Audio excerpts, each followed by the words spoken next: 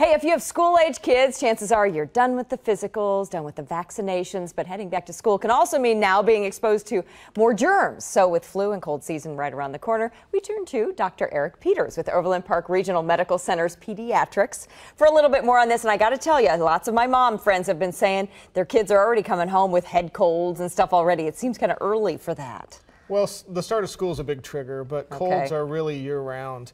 A normal toddler can get 8 to 10 colds a year, each lasting up to 2 weeks. Per year? Each year, sometimes up to 12 if they're in daycare, and they can each last 2 weeks. So it really does seem like they're constantly having a cough or a runny nose. It does kind of feel that way sometimes. Okay, yes. So what can we do maybe to prevent some of that, or at least take the severity away?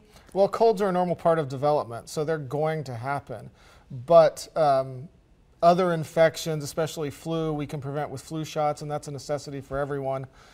Especially kids, so you want to be sure and get that each fall. When it's offered, it's not ready yet. Correct. Is that correct? Okay. Correct. Okay. It's offered in the early fall and given into the winter months to prevent those illnesses. But really, it's all about spreading of the germs. It's about hand hygiene. It's about washing your hands. For toddlers especially, not sharing toys, especially those that end up in somebody else's mouth. Well, that's easier said than done, for sure. Right. Yes. Right, but that's what it's all about. So what are the symptoms? How do we know it is just a common cold? Well, a good old cold is cough and runny nose with a little bit of fever. Influenza tends to be marked by very high fever in the absence of other symptoms with a lot of body aches. They tend to feel much worse and sicker. But with common colds and even oftentimes with influenza, when the fever comes down, the kids usually feel just fine, are running around playing and still eating.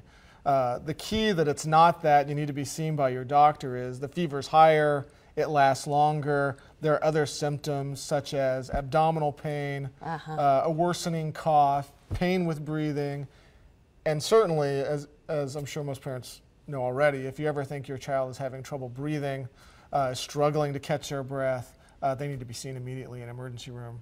Is there any time that the common cold can lead into other things that we also need to take them into the doctor for that as well? Yeah, may not be flu, but common colds can worsen.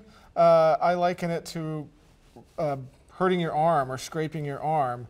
The scrape isn't so painful, isn't much of anything, and it heals normally until it gets infected. And when it gets infected, it gets worse. You can think of your lungs the same way, and the virus is what's abrading them. Yeah. So a bacteria can then take that opportunity to get in there, and what's a common cold becomes pneumonia. Then it's that needs antibiotics. But that would mean, fever is getting worse instead of better after 5 to 7 days. They're feeling worse. They're less active. They're having more frequent and higher fevers instead of the fever slowly going away and then feeling better. Time to call you. Dr. Peters, thank you so much for stopping by. For more, visit us at kctv5.com for more from HCA Midwest Health. Just click on the Health tab.